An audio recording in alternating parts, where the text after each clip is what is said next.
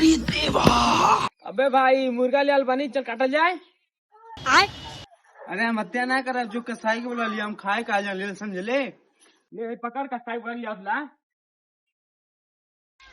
अबे कसाई लेके आ गनी बे, मुर्गा लेके आ। अरे साला ये ना काटी कौनो साफ पहले सुन, ज्यादा बकर बकर मत बोल। की दुकान है चिकन का, ला ही काटा। इ तो देसीला इ काम करी टांगी चले आ। नहीं मैं ना रे वाला का था, टांगी चाहिए, टांगी लिया रे, लिया टांगी। चाप के धैले रे ये ने मुड़ी ह। अरे साला करे विश्वास मत में, कहां से काटे मुड़ी काटा तो गोल। रुक गबर गबर मत कर, पहले ट्राई मारा हो। विश्वास पूरा दुनिया का मर दे, कैसे बात करते हैं? ना विश्वास बा